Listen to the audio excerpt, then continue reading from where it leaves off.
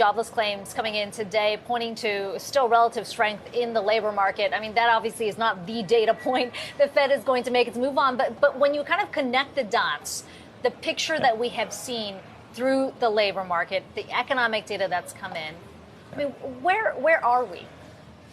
Yeah, the issue is that the soft data earlier this year, so take it the survey data, diffusion indexes, we had a slowdown in the economy. That soft data, those diffusion indexes looked very weak. It got a lot of people excited about a recession or fearful of a recession, including the Fed started to worry about that. The reality, though, underneath the surface is the hard data has told you quite a different picture. Even the interest rate sensitive stuff has started to firm. I mean, housing's had some bumps as of late, but it did firm as bond yields kind of capped out. And durable goods spending is picked up a notch as well, or at least stabilized. So it's all signaling, look, at the economy wasn't enough. When you come to the labor market, that's really important because the Fed's target on inflation is the PCE basket. Now, we're getting some disinflation coming down from pandemic unwinding of goods, and we'll get some rental disinflation. But more than half of the Fed's target basket is that super core or services X shelter.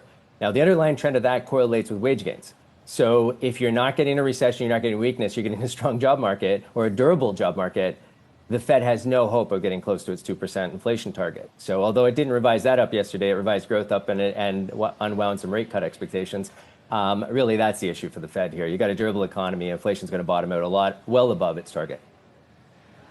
So, Philip, add it all up. If that's the backdrop, how do you put money to work in this environment, Philip? Where are the opportunities?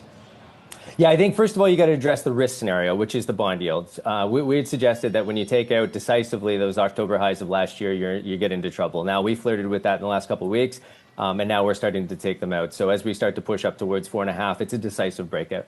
So now that brings into the uncharted territory risk again, right, where people are uncertain of where that's going. They have reminiscence of 2022, where the 60-40 portfolio was under pressure. And particularly high-flying markets that led the equity rally earlier this year, the long-duration U.S. growth stocks, the NASDAQ, if you will. And so that's what's going to be under pressure here, right? As we come up, we re-rate some of those excessive valuations, the stuff where we're getting longer duration earnings flows that we're willing to pay up as long as growth is weak enough to keep bond yields lower. That's not the situation right now. So when you're putting money to work, one's got to be an element of defense. Right. But the other element is find those laggard places of the market that either offer a better valuation cushion to protect against higher for longer bond yields or places where you're getting greater earnings support. And you can get that outside of the NASDAQ. You know, aerospace and defense is an area where you've got backlogs of orders for aircraft. You've got lots of demand for that kind of stuff. So there's areas in there. There's energy. Some of your mega caps or large diversified banks fall into that.